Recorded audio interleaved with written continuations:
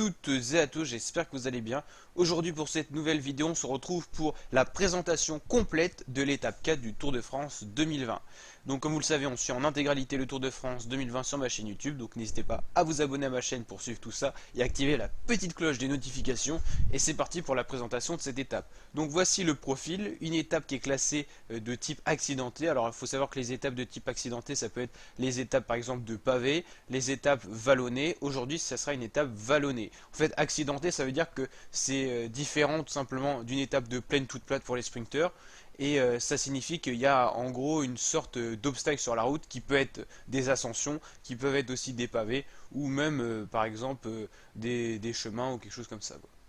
Donc là aujourd'hui ça sera 160 km au programme pour les coureurs, avec quand même pas mal d'ascensions répertoriées. On en compte 5 si on compte l'ascension finale pour arriver à Orsières-Merlette qui est l'arrivée tout simplement de cette étape.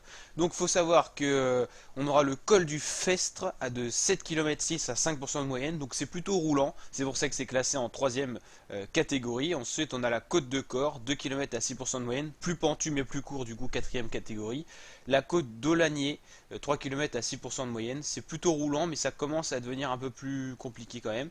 La côte de Saint-Léger-les-Mélèzes, 2 km 8 à 6,8% de moyenne. Et l'arrivée finale à Orsières-Merlette, donc 7 km à 6,7% de moyenne. Ça sera une pente déjà plus importante qui va donner une belle bagarre dans le final. Alors je pense que les favoris aujourd'hui vont pas non plus attaquer de loin, mais en tout cas on va pouvoir voir peut-être quelques premières défaillances. On va voir si Julien Alaphilippe est capable de garder son maillot jaune. Alors on peut avoir plusieurs scénarios, une échappée qui va au bout, ou d'autres équipes dans le peloton qui roulent pour assurer une victoire par exemple déjà d'un leader, ou en tout cas d'un bon grimpeur d'une équipe en tout cas. Donc voilà pour ce qu'on peut dire du parcours.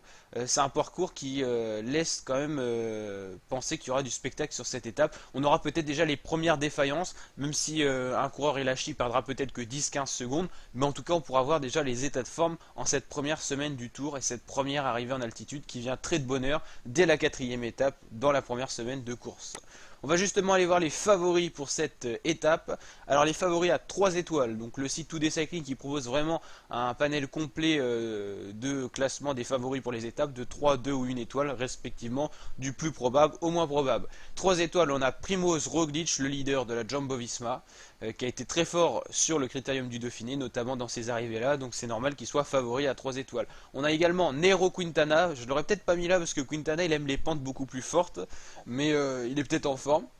Egan Bernal, donc là un des grands favoris de ce tour qui a gagné le Tour 2019, et Adam Yates, forcément il avait attaqué l'autre jour avec Alaphilippe, donc on l'attend. Moi dans les favoris à 3 étoiles j'aurais rajouté Julien Alaphilippe qui je pense est capable de remporter cette étape, ça serait mon petit pronostic.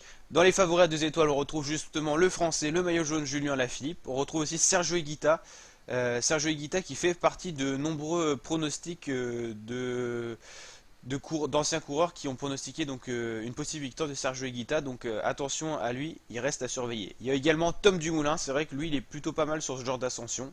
Tadej Pogacar, Guillaume Martin ou encore Miguel Landa. Favori à 1 étoile, on retrouve Thibaut Pinot. C'est vrai qu'il a chuté, il n'est peut-être pas encore maximum de ses formes.